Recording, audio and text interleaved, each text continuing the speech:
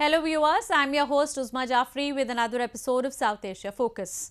Let's begin the show with Indian Prime Minister Narendra Modi's two-day visit to Wuhan city of China for an informal summit with Chinese Premier Xi Jinping. In what could be termed as a historic and unprecedented diplomatic step, the two Asian giants have come together to reconcile their strained relationship owing to Chinese aggressive approach in pursuing its economic and political ambitions in Asia and other parts of the world. A report.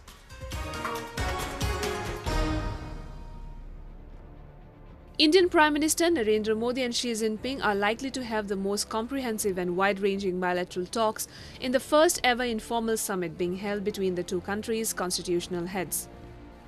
Although both countries share an extensive trade relationship at approximately $85 billion in 2017, the diplomatic ties have remained strained owing to each country failing to address others' concern. As per the statements released by the leadership of both the countries lately, a win-win solution is being sought by both New Delhi and Beijing, and each side is optimistic of a deal getting struck this time around. India feels threatened about a risk to its sovereignty because of the China-Pakistan economic corridor that passes through Gilgit-Baltistan, a sovereign territory of India under illegal occupation of Pakistan for 7 decades. Beijing has also blocked India's entry into the nuclear suppliers group and on more than one occasion put a roadblock in the path of the declaration of Masood Azhar as a globally designated terrorist. But my expectation is that the two leaders will talk about such overarching issues. For example, it is quite possible that they might talk about their views of how each of their countries is going to develop in the coming 15 or 20 years. They might talk about the current world situation and in what directions the world is progressing. They might talk about how India views China, how China views India, and in this atmosphere they will also talk a few things about India-China relations. So very broadly, this is a strategic communication at an overarching level between the two leaders of India and China. And the objectives of such a discussion is basically to understand each other better, and thereby by understanding each other better we are hopeful that there will be greater trust between our leaders and between our two countries. The tone for the meeting of these two leaders was set by the early engagements between both countries' ministers who met for Shanghai Cooperation Organization Council of Foreign Ministers in Beijing. India, which became a permanent member of the organization, only last year actively participated in the event. The SCO, with prime objectives of promoting effective cooperation in politics, trade, energy and other areas of mutual interest, agreed on 14 resolutions, most of which will be signed during the security bloc's next summit in June. Foreign Minister also pitched for win-win strategy countries should be working in all areas of engagements. 推动务实合作，各方主张坚持互利共赢和共同发展，加快商签具体领域的合作文件，有效地落实国际道路运输便利化的协定，不断提升地区贸易便利化和互联互通的水平，推动成员国的务实合作能够走深走实。 Earlier, Indian Foreign Minister Swaraj, while addressing a gathering on the sidelines of the event, underscored the role of language in further strengthening of ties between New Delhi and Beijing. कि आज जिस तरह से भारत और चीन के बीच संबंध प्रगाढ़ हो रहे हैं, व्यापार बढ़ रहा है, अंतर्राष्ट्रीय मंचों पर हम काम कर रहे हैं इकट्ठे, उसमें ये और भी ज्यादा जरूरी हो गया है कि आप हिंदी सीखें और हिंदुस्तानी चीनी सीखें, ताकि जब वो यहाँ आए तो उन्हें भाषांतरकार की जरूरत न पड़े, जब आप वहाँ जाएं तो आपको भाषांतरकार की जरूरत न पड़े. Indian Defence Minister Nirmala Sitharaman, while commenting on Indian position in working as per the SCO framework, sought groupings cooperation in eradicating the menace of the terrorism. India has been a victim of terror primarily emanating from its western border. We are confident that India's membership of SCO will further enhance and deepen our ties with all the member countries for mutual benefit. Indian Defence Minister Sitharaman also pledged that India, with a positive approach and open mind, will engage on all issues related to the defence cooperation within the SCO framework. She also held bilateral talks with her Chinese counterpart and discussed the scope of improvement in the military ties of the countries. India and China, the two fastest growing economies of the world, have been extensively involved in deepening their ties. A mutual sense of respect and creation of a friendly atmosphere by integrated efforts looks the way forward for peaceful coexistence between the two countries.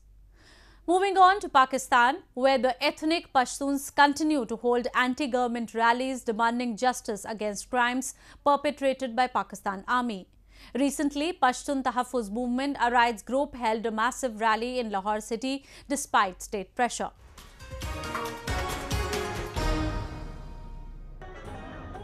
Showing anger and resistance against Pakistan Army's brutality on innocent civilians. The Pashtun community in Pakistan continues to protest and seek justice for the atrocities committed by security forces in Khyber Pakhtunkhwa and federally administered tribal areas. In its recent stopover in Lahore city, the Pashtun Tahaffuz Movement, or PTM, a Pakistani ethnic rights group, drew a big crowd to a rally despite pressure from security officials to call off the event, focusing on human rights violations.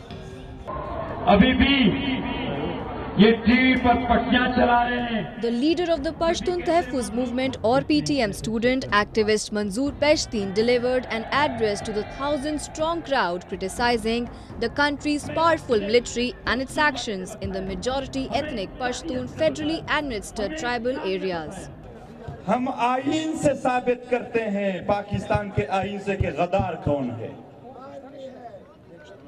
Pakistan के आईन में article 19 है कि लोगों को इजहार राय की आजादी है। पाकिस्तान के आर्टिकल 6 में है कि जो आईन को सबताज करे वो वाज़ेह गद्दार है। कितनी बार इन जर्नलों ने इन आईन को सबताज किया। The north and south Waziristan areas of FATA were the site of large military operations in 2009 and 2014 after the Pakistani Taliban took control of swathes of territory in the region. Waziristan is still affected by media restrictions, limiting the ability of journalists to travel there, and activists say that has contributed to portrayal of the Pashtun population as wedded to backward tribal customs and maintaining close ties to militant groups. In 2014, Pakistan Army launched Operation Zarb-e-Azab in North Waziristan after 6 gunmen affiliated with Tehreek-e-Taliban conducted a terrorist attack on the Army public school in Peshawar city.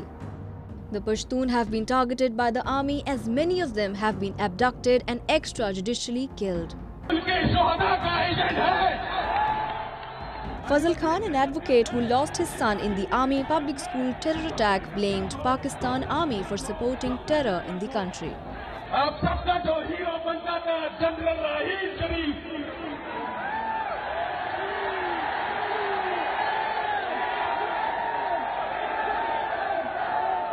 मैं उससे पूछना चाहता हूं कि 2014 में army public school के बच्चों को बेदर्दी से कत्ल करने के अलावा तुमने और क्या किया जो तुम्हें अरबों रुपए की बेदिया रोड पर जमीन दी गई।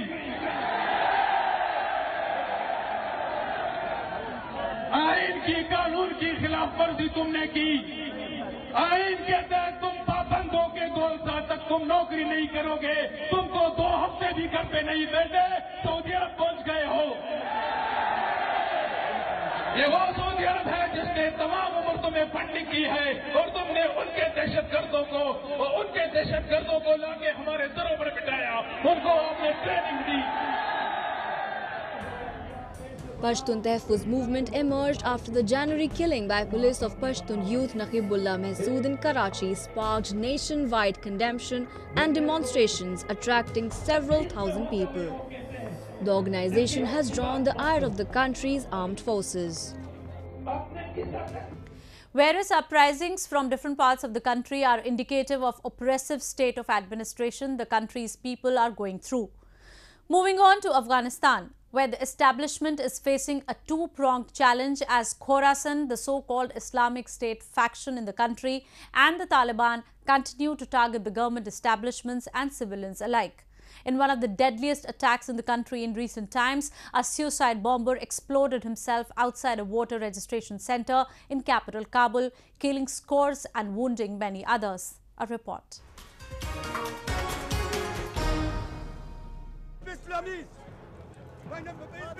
Another prospective day of development and another terror attack strikes the capital Kabul.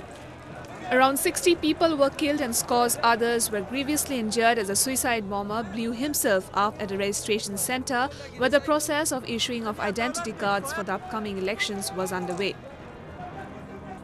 Destroyed cars, shattered windows, strewn rubble and blood-stained streets seem to have become a new normal in Afghanistan, with the Islamic State and a resurging Taliban ramping up their attacks. چرا بیادرکای ما میال 4 نفر از یک فامیل ما 4 نفر افغان هستیم به چی دلیل ما به خاطر یک تذکره گرفتن نفتیم ما اینمی قدر میخوایم که فقط وضع چی ما آرام باشه که ما درس بخونیم و وطن ما آرام باشه. The democratic exercise of federal elections, which was supposed to be held in mid-2015, has been facing a number of security and political obstructions since then, and with a sharp rise in the terror attacks, the scheduled October exercise also is in jeopardy. Assertive and pro-democracy citizens of the country who have shown a persistent support to the constitution and democratic values of the country are losing hope with increasing instability and government's failure in providing them security. یعنی علاقه مندی مردم یعنی اونقدر زیاد به انتخابات نیست به خاطر که یعنی نسبت به سالهای گذشته و نسبت به یعنی اوضاع و حملات مردمی که ما می‌بینیم یعنی بسیاری مردم یعنی به انتخابات نمیخواد که انتخابات بده به خاطر که روز ما که می‌بینیم یعنی اوضاع وخیم‌تر شده میره. The scheduled elections are being seen as a major challenge for the Ghani government, which hasn't got any breakthroughs in improving the fragile political system of the country that has been undermined by repeated episodes of electoral fraud. However, the government says it is committed and confident in overcoming all the challenges lying in front of the country. We know that there are challenges, security, administrative, maybe political, economic, but how we could overcome those challenges. It's us, and we can ensure our bright future with our participation to this democratic process. President Ashraf Ghani's government has been under international pressure to ensure long-delayed polls take place this year smoothly. More than 7,000 voter registration centers were set up across Afghanistan to handle about 10 million registrations, and officials had pledged tighter security. The challenge of conducting the much-delayed election seems to be escalating as Ghani government, despite making several attempts, both political and military, has not been successful.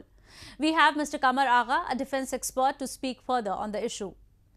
Mr. Agha, how do you see the increasingly deteriorating security situation in Afghanistan, and what's your take on the rise of the Islamic State in the country? There are a number of factors for the rise of Islamic militancy in Afghanistan. Mainly it is coming from across the border, from Pakistan is the main source of which is deliberately promoting militancy in Afghanistan. It's attempts are being made to destabilize the country. It's not helping Afghanistan to stabilize. On the contrary, efforts are being made, to weaken the existing government and the institutions of Afghanistan.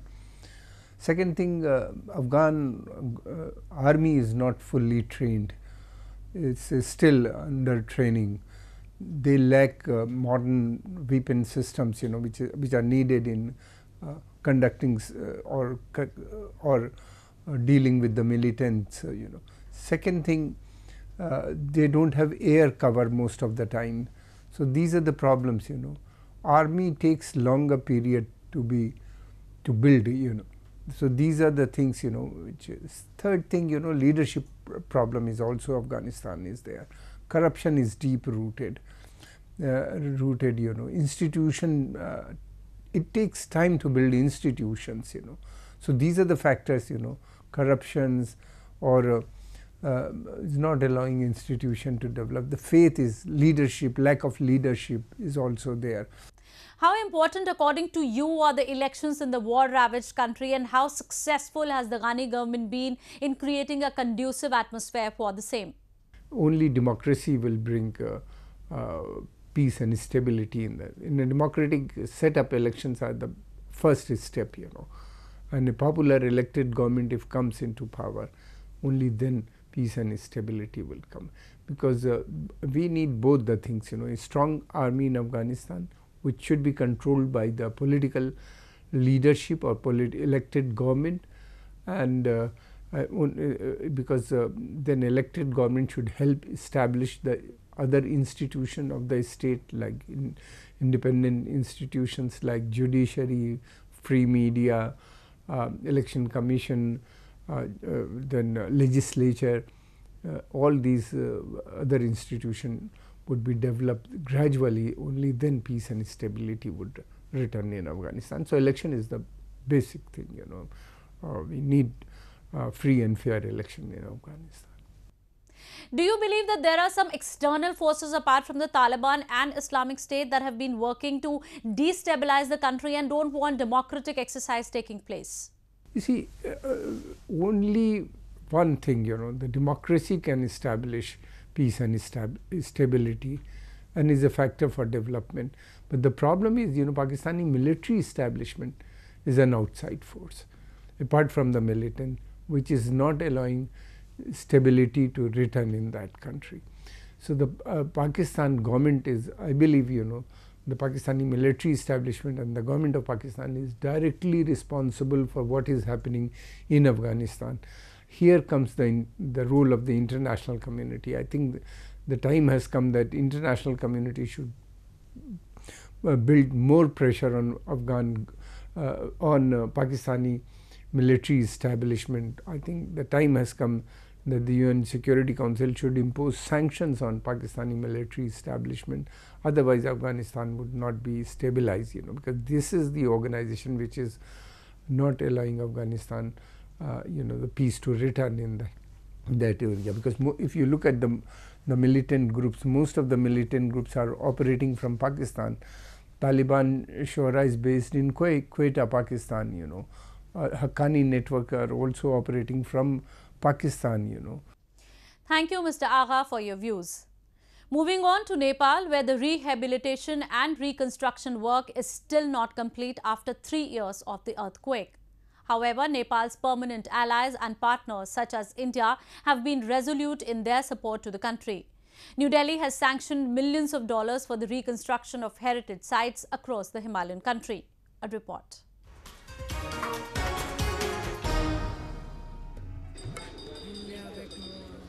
3 years after a devastating earthquake turned some of the most revered temples of Nepal into rubble, and effective financial support from India is helping Nepal reconstruct its heritage sites.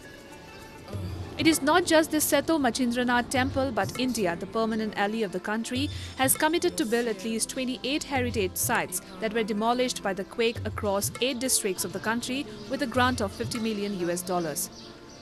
The undertaken project includes reconstruction or renovation of Seto Machindranath Temple, Bhimsen Temple in Patan, Jangam Math in Bhaktapur and few other monasteries in Sindhupal Chowk, Nuwakot and Rasua. Locals are fascinated as their heritages are getting restored into their original structures. मन्दिर हाम्रो इतिहास हो हाम्रो पुर्खाहरूद्वारा संरक्षित गरेको यो मन्दिरमा हामीले हाम्रो पुर्खाहरूले गराएको रगत र पसिना एक गरेर गराएको इतिहास देख्न सक्छौं र विदेशीहरूले हाम्रो नेपाललाई एडहरु प्रोवाइड गरेर यो मन्दिर रिकन्स्ट्रक्सन गर्दाखेरि हामीले आफूले मात्र नभइकिन विभिन्न देशका नागरिकहरूले समेत यो मन्दिरको ऐतिहासिक संरचनाहरू थाहा पाउन पाएका छन् यसको बारेमा केही नलेजहरू पाउन पाएका छन् र हाम्रो नेपाल विश्वमा प्रसिद्ध हुन पुग्न सक्छ यो मन्दिरहरू यसरी नै रिकन्स्ट्रक्सन हुँदै गयो भने Seto Machindranath Temple has been revered by both Hindus and Buddhists alike for years. Devotees come here from across the world. India has pledged to reconstruct it. Many of the prominent religious sites which got damaged by the quake are going through the documentation before the work starts there. Soon after the completion of the paper task, the reconstruction of the temple is expected to get underway. In the line of the same project, the house of the god of Machindranath Temple is getting constructed. 12 गते 2072 सालमा गएको भूकम्पले यो काठमाडौँलाई चाहिँ जुन यो पुरातात्विक सम्पदाहरू छ हैन त्यसलाई चाहिँ धेरै नै असर पुर्याएको थियो त्यसपछि विभिन्न बाहिरी निकायहरू अन्तर्राष्ट्रिय निकायहरूबाट धेरै नै सहयोग आइरहेको थियो गरिरहेको थियो अहिले पनि भइरहेको छ बसन्तपुर भक्तपुर अनि यो मेन ठाउँहरू छ हैन त्यसमा चाहिँ पुनर्निर्माण राम्रोसँग भइरहेको छ जस हामीले चाहिँ कुनै पनि निकायलाई चाहिँ पोजिटिभली लिनुपर्छ कामहरू चाहिँ भइरहेको छ त्यही नै हो Besides India, many countries from Europe, America and SAARC have pledged to reconstruct their heritage sites and assist Nepal in reconstructing the massive damages it had incurred due to the disaster of 2015. A large number of families were rendered homeless after the earthquake that claimed 9,000 lives and left 22,000 people injured. Although numerous steps have been taken by the international community in cooperation with the government of Nepal, the truth of the matter remains that thousands are still reeling under the precarious conditions owing to the sluggish pace of reconstruction and other bureaucratic and political bottlenecks. Now, when a new government has come at the helm of Nepal's political affairs, people are hopeful that reconstruction will gather pace. Moving back to India, a country of vivid cultures and rich diversity. Today, we take you to country's northeast region where several World Heritage Sites exist. Every year, the indigenous people gather to celebrate and pledge to preserve these sites for the generations to come. Take a look.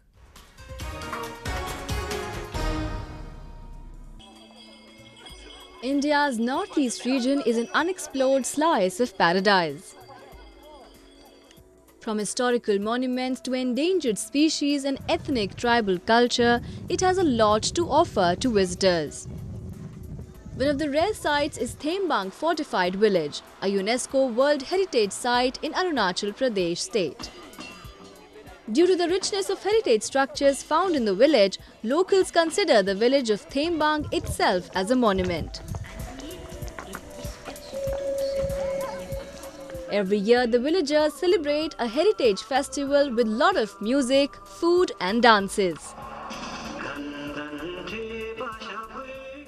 Gap होने के कारण से हम लोगों का ये जो है हम लोग का जो कल्चर है ट्रेडिशन है हम लोग थोड़ा मिस हो गया था तो अभी से हम लोग वही ट्राई कर रहे हैं कि अभी हमारे समय में अगर हमको इसको प्रिजर्व करने के लिए अभी से हम लोग स्टेप नहीं लेगा तो आने वाली पीढ़ी के लिए तकलीफ होगा तो इसलिए हम लोग जो है ये हेरिटेज को और अपना कल्चर को बचाने के लिए अभी हम लोग ये ट्राई कर रहे हैं अभी से.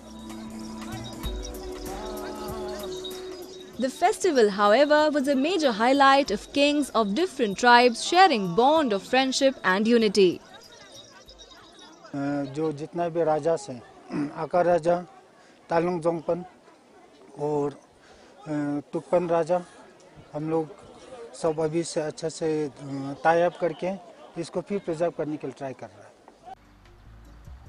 In Nagaland state, the Archaeological Survey of India, Dimapur Sub-Circle, organized a celebration program at the monolith Kachri ruins, Rajbari, the biggest historical site in Nagaland on the occasion of World Heritage Day. Commemorating the day, school students and officials from Archaeological Survey of India took part in a heritage walk at the ruins of the Kachri fort. We invited the school students because we wanted these generations to learn about cleanliness, importance of keeping our heritage clean, importance of heritage, what heritage means. Like by heritage you can say human heritage, like the rituals, religions, whatever, like also the monuments. Now the monuments say something. It is noteworthy that 6 historical sites and landscapes in India's northeast have been nominated for UNESCO World Heritage Sites. India is home to several World Heritage Sites that attract tourists from around the world. With that, we come to the end of this week's episode. See you next week. Take care and goodbye.